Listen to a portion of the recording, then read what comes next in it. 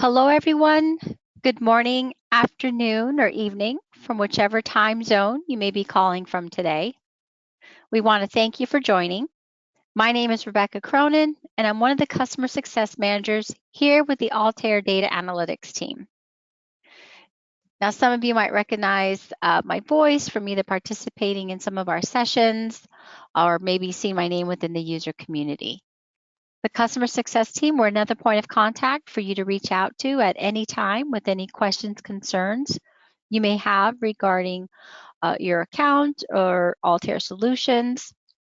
If you're unable to get a hold of your account manager, we could also be assistance. So we're excited that you're joining us today. Our goal, if you're new to this, is to review the topic that was selected from the previous session, and then leave it for open Q&A on any questions you may have regarding AI Studio, AI Hub. If we don't get a chance to get to your question, we will follow up either within a support ticket and allow us 2 to 5 business days to get with you. Which brings me to some housekeeping. So to submit that question, you should see a question panel where you can type in that question. Note that it's only visible to us with the staff. It is private, so if it's a question you would like to be answered offline, then please put that comment. Otherwise, we're going to repeat and share that question with those that are in attendance. You'll also see a handouts panel section.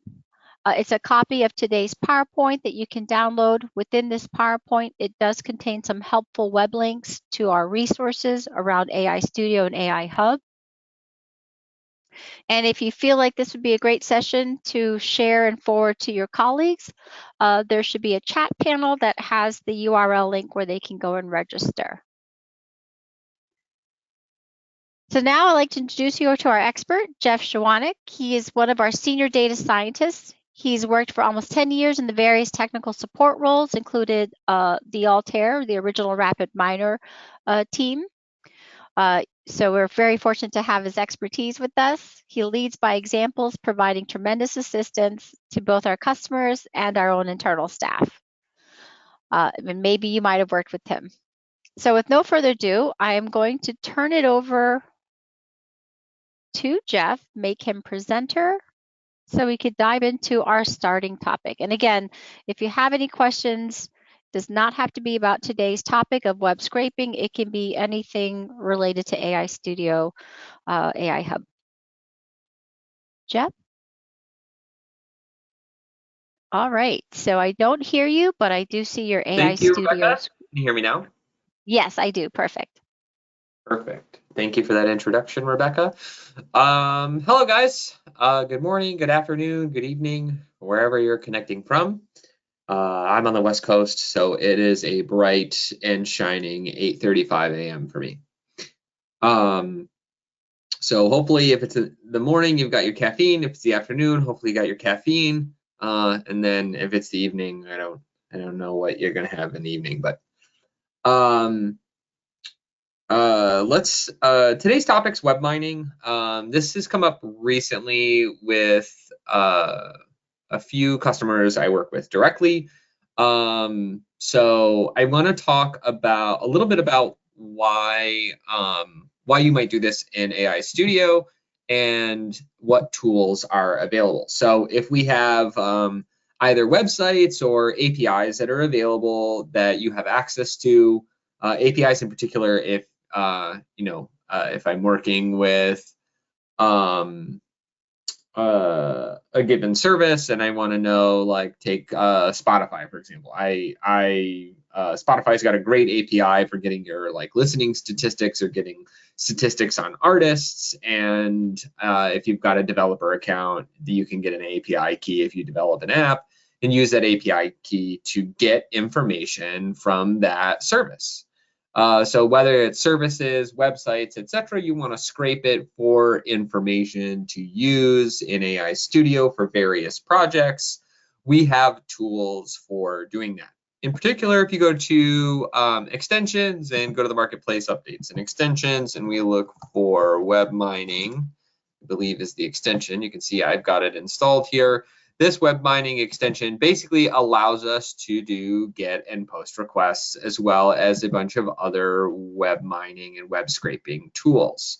So if I go to my operators panel here and open up my web mining folder, you can see I can get pages, I can crawl the web, etc. So there's a lot of options in here. Today, I'm going to just simply focus on getting and sending information from AI Studio in the form of the GET and POST REST services. So if we take a look here, I can open up my REST folder. I can directly from Studio or AI Hub send a GET, POST, put, patch, or delete REST directly from an AI Studio process. And so I just want to simply cover how to set these up and use them in Studio. So first things first, I'm going to cover just a really quick GET, which is probably the most common, which allows us to basically ping a service or website and get some information. And so basically the way the GET operator works, you know what, I'm going to delete this and start from scratch. I can drop the new GET REST operator in here. I deliver a request URL and I can supply any headers that need to go into that HTTP request. And that's pretty much it. So if I come in here, I've got a quick query to the OMDB, which is just a free catalog of IMDb stuff. So if I want to look up a specific movie, in this case, I'm querying to look for the movie Interstellar. So if I run this, my GET request will spit back a bunch of information. So I can get title, year, rating. There's even a review in there and a summary. So I can pull a lot of information directly from that REST service. I'm going to close all of these results really quickly. So I can ping that REST service. Now, RapidMiner or AI Studio makes this even more dynamic because, for example, I have this T, which stands for title. So I could come in here and say maybe put a macro in this. So I could say call this title. And what I'm going to do is come over here and say set macros and drop a set macros operator in. I'm going to make sure that this runs first. And then in here, I could say title, and then I could pass a new value in here. So Interstellar is one of my favorite movies, but I also really love The Martian. You can tell I'm a little bit of a sci-fi buff. So I'm going to say macro name title, and then if I run this, it should pull The Martian for me. So you can see up here, I've got title, The Martian. Those early 2010s were a great time for sci-fi movies. And so I can get all of this information out. Now, in order to use that information in that same setup, I should have a JSON to data. Actually, that's in our text processing. So if I run this and press play, I'll actually turn this into information. So I'll see my actors, awards, box office. So all of that information coming from the JSON was turned into fields that I could use. So you can quickly see how I can use this to query a whole bunch of information.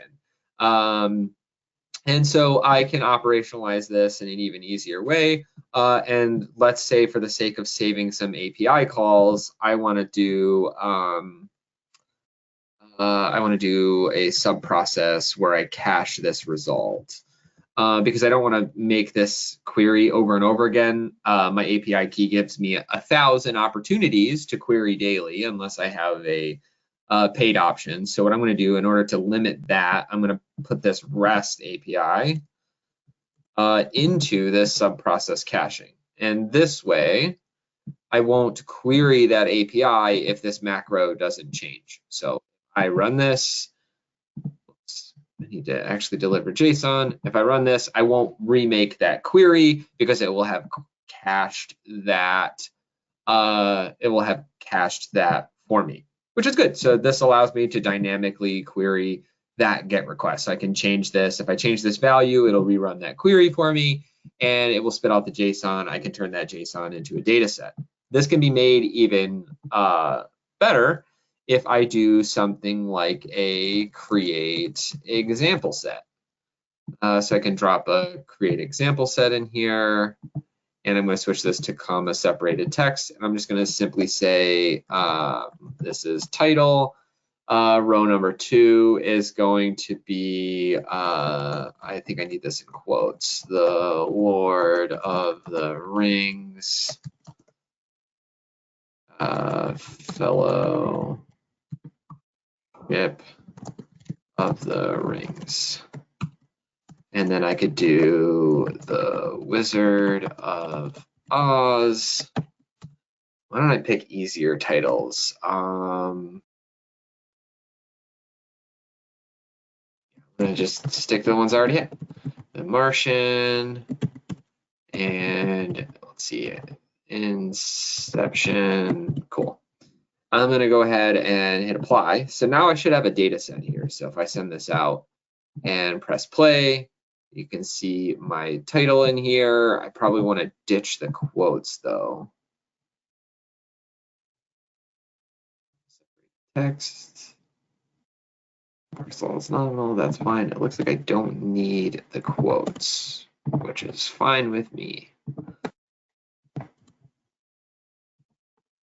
But the idea is I'm going to create a list. I can loop over that list and send that list into that query. So if I run this, I should have my titles here, which is perfect. Then I could do something as simple as loop values.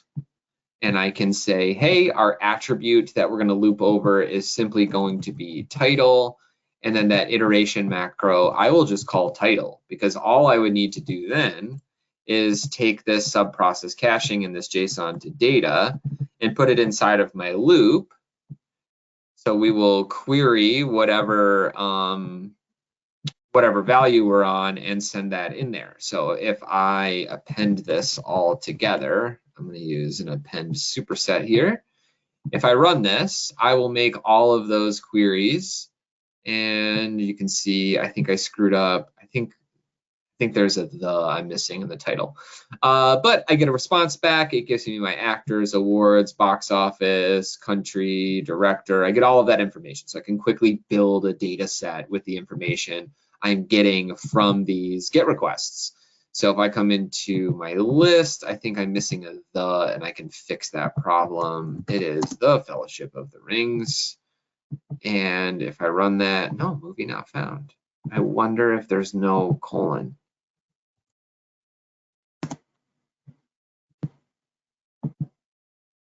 Maybe not. Huh. Weird. I can figure that out. But this, that's neither here nor there. But that allows me to just basically run these GET requests. Like I said, I can expand this URL and put as many items in there as I want. So I could look at title, I could add in the year or the director. I can get as expansive as I want with my URL request. If there are any request headers that I need to add, I can add those as well. So that's how I can grab information from the web. If I need to interact with a service, whether it's sending images or data, what have you, to an API, I'm going to have to use the post request. And in this case, I have an object list, so I can open up this GET request, and it's going to get me a whole bunch of object names. So you can see ID1, I've got Google Pixel Pro, and then there's a bunch of information about that device. From there, let's say I wanted to add to this database or query this at all, I would use the post request. So I'm going to say, okay, in order to get information out of this service, I need to deliver information to it in the form of my request JSON. So I will supply the request URL like I did above. But instead of doing a GET request and pointing at the object I want, what I'm going to do is I'm going to deliver what I want to send to this API here in my request JSON. So I build what I want to send via JSON. This is a little trickier in Studio if you have a service that like maybe runs some AI stuff on the back end where you deliver an image and it gives you something out. Think your OpenAI or any of your large language models, right? I want to query something to them. We can do that directly with the post request. Some of the limits here in Studio are I can't send multiform data. So like I can't send a CSV file in here and I can't send an image, right? I can't send an image file in this request. I can only send text via the request JSON. However, that does not limit us. We can turn a CSV file into JSON text, and we can also do something like image to base 64 and send the base 64 image this way. So I can send more stuff via this text, but my post request requires what I want to send to that API here in my JSON request. So I'm just sending this information over, and if I run this, it adds that information to the list. So you can see my created at has the timestamp for right now, so it'll create that object at that service, and then if I wanted to, I could query that object as well. But I can send things like images by doing the image to base 64. If we want to expand that, if you wanted to expand this functionality, you could leverage Python for this as well. There are some good Python tools for querying APIs, and they would play very nicely with topics I covered recently, which was the Python transformers. So for example, I could drop in the Python transformer and I could build a little API query and then maybe pipe in as an input. If I do like read image, for example, I could pipe in an image as an input to that Python transformer and then send that via a query. So I can't expand that.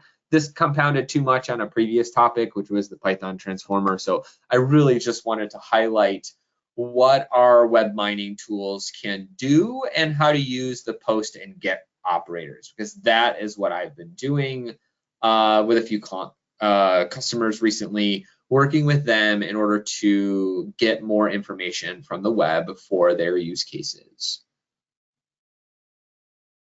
And like I mentioned before, the web mining extension has a lot more operations as well. These are just the ones that I use the most, which are the post and get. But there are some other options for getting documents from the webs or just grabbing a page in general. I've used the get page operator to parse articles before. So if you just need to get the article information, you can use the get page, which will output HTML. And you can find the piece of information you want from that article, which does highlight some other stuff. I know that this is the Ask the Expert for AI Studio, but if you are using our web mining extension, you might also it might also benefit if you're pulling the same pages over and over again to maybe leverage other tools in our toolkit, like Pano to create a dashboard with those outputs, or Monarch to help extract information out of those documents. So there is a good plug there for some of our other tools to handle all the information that you're getting from AI Studio from these web crawling post and get requests. All right, that puts me at about 20 minutes of what I wanted to show off today. So maybe we can hand it over for questions and discussions. Now, you can ask me more questions about what I covered today, or you can ask me questions about anything you're currently working on. So this is your time to bother me, the expert for AI Studio. So I'm happy to cover any other topics or questions you guys might have. And if you'd like to ask the question live, let us know. We can unmute your microphone and you can ask it. Or if you're too shy, look for that question panel box and submit it there, as Jeff mentioned. And for those that might have joined after we got started, you'll see the handout section. There is a copy of the PowerPoint that I started off that has some helpful web links for our AI Studio resources.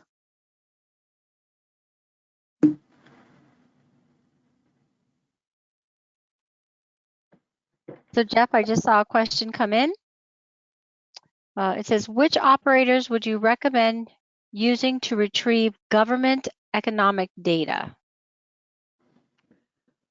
The GET request is probably your best bet. I didn't feel I like more nonsensical use cases, but it was really easy to pull. I can't remember the link, but there's just a data.gov that you can just send GET requests to query data from. So the GET request, like anytime you're just saying, "Hey, service, point to this object and give it to me," that's going to be the GET operator, because you're getting that information from that source. So the GET operator is probably the easiest way to go about doing that. All this being said is anytime you're querying an API, you should always look for their documentation, because their documentation page is going to show you what you're actually going to need to put in that GET request. So for example, the OMDB is really simple. You can send them an email to get an API key. So your request requires an API key. So you could put this as an input as well if you've got multiple API keys to use that can be replaced with a macro. But their documentation page allows you to know, hey, what can you stick in this request URL? Are there any request headers that are required, etc. So always check the documentation for any APIs, because they are going to tell you how to query it. And the GET and POST operators have everything you need in the parameters to meet those requirements, at least from the request URL, the request headers, and the JSON body for the POST request. Just follow the documentation on the API pages, and these operators will usually do what you need them to do. So I would look for the government API URL and then just query that, because most likely that information is publicly available. You most likely can get it from a GET request. If you need to, you could also try maybe the GET page, depending on if the data you're interested in is on a specific web page. But most likely your GET request will allow you to get that information. I hope that answered your question. While folks think of a question, what I could do is launch our poll question. So if your screen is on maximum view, you'll have to minimize to select one of our future topics. So for our upcoming June 11th session, would you like to review deploying processes via the AI Hub? Would you like to review project management and version control? Would you like to go over handling images? Or if you select other, we do have our closing survey at the end when this ends, where you can then have an other comment section where you can submit that future topic suggestion. And we'll get that to the voting poll area. So I see we're at about 20%. So please, those online, please select the topic to vote on. And you'll notice that you'll only be allowed to select one option. So select what's your key priority that you'd like to address and cover. So again, if you're having a hard time to vote, you'll need to minimize that screen in order to select one of the poll options. We're a little over halfway there.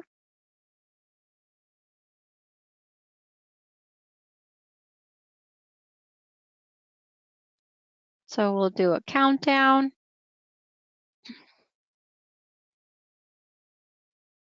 5, 4, 3, 2, 1.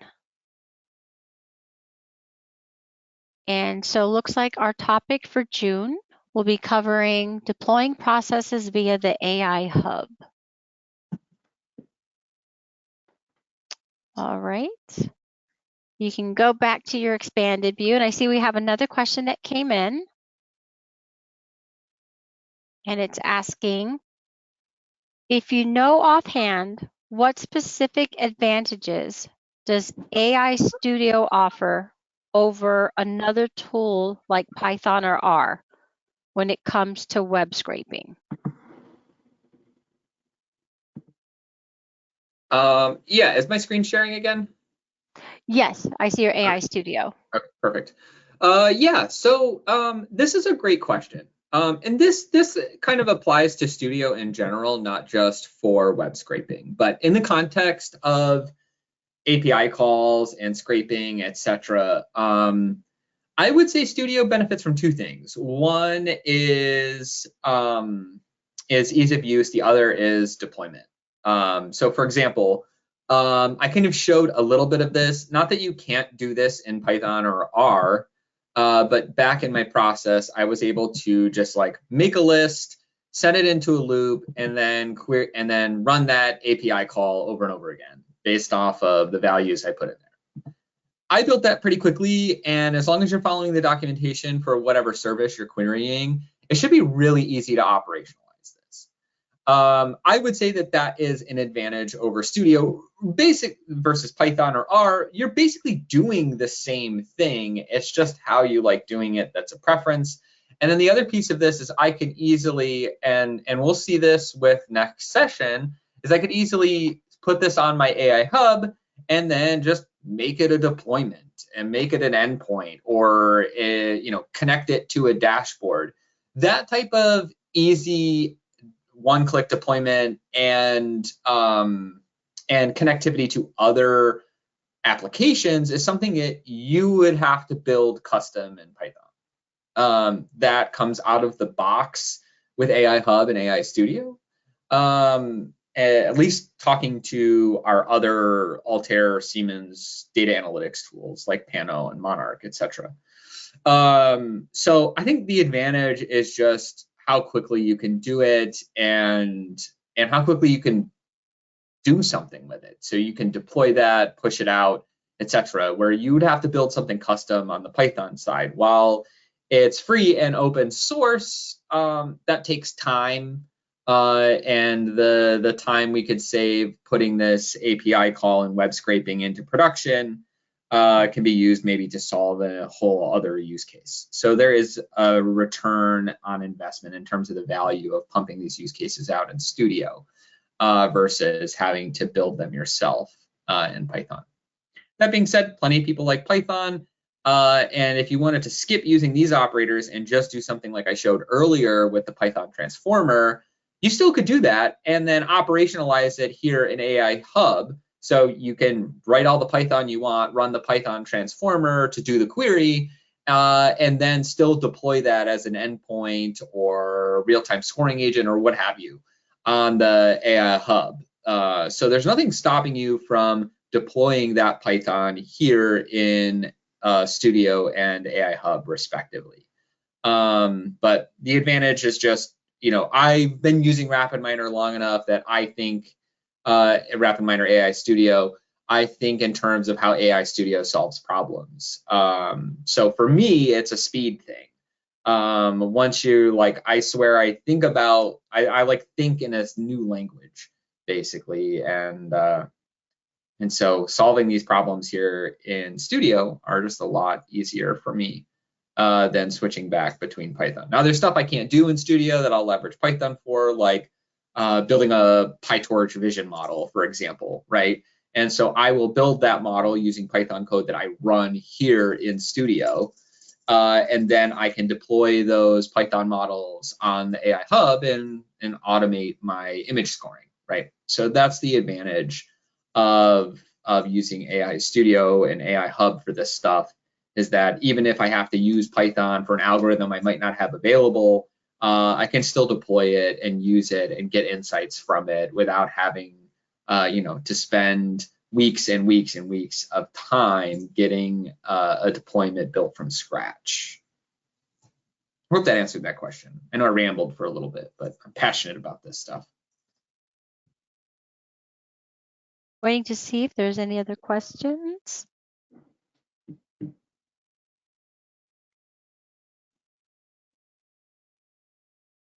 Well, while folks think of some questions, let me try to get my PowerPoint on display really quick. So let me find my presenter switch.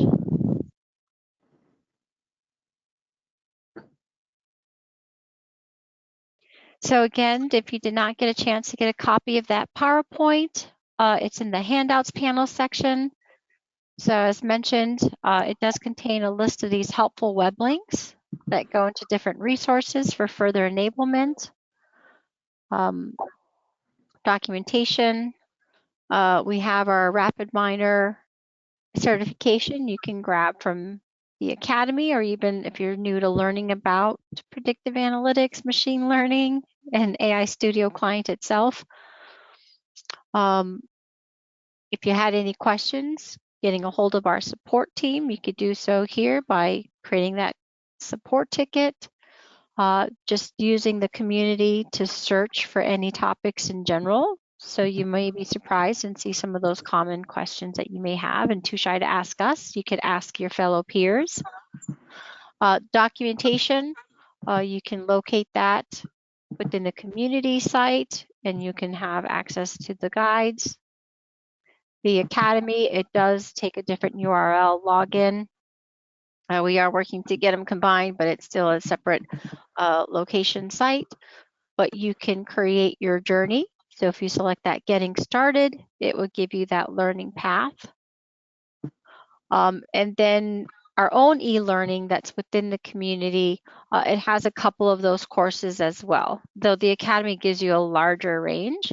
But if you wanted something quick and you couldn't recall where to find it, the community has access to the couple of modules here. And then where do you grab the AI Studio client? From the Altair Marketplace. It'll have the latest client version that you can download. Our next session, as I mentioned, June 11th, we'll be hosting, and again, it will be that topic that we voted on, which is the deploying processes via the AI Hub. So that's the server component. Too early in that. So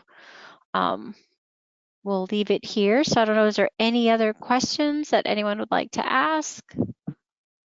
Again, it doesn't have to be about today's topic, just anything in general.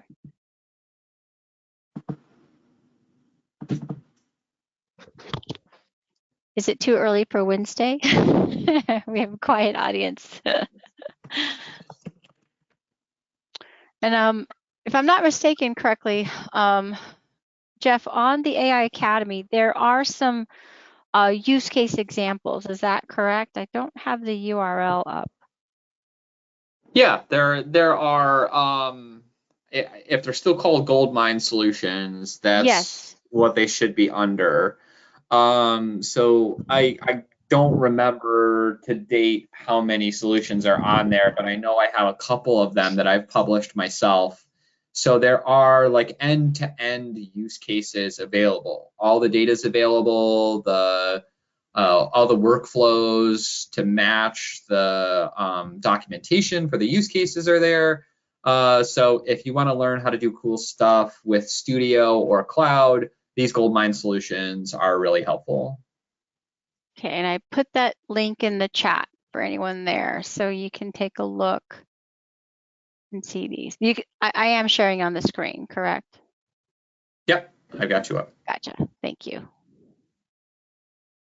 So you can kind of see some of these examples that we have in here. So again, that's on the Academy site. Looking.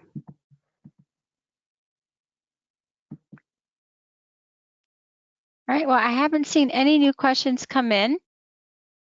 And to be respectful of everyone's time, if there's no further questions, we'll end early.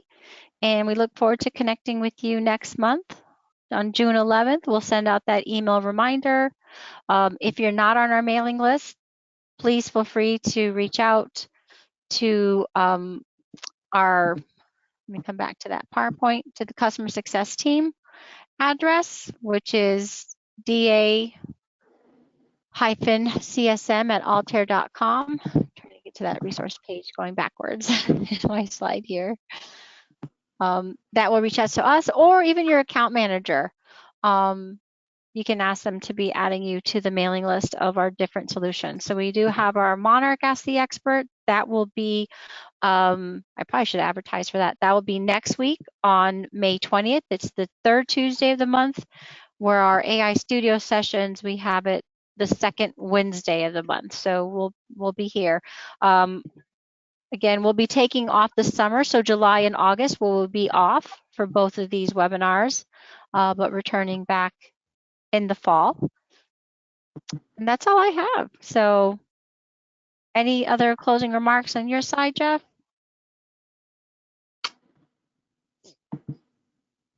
Not that I can think of. Always reach out if you got other things you want to know about AI Studio. We're always happy to help. Sounds great. Well, everyone, thank you again for joining, and have a wonderful afternoon. And we hope to see you in June. Thank you. Take care. Bye-bye now.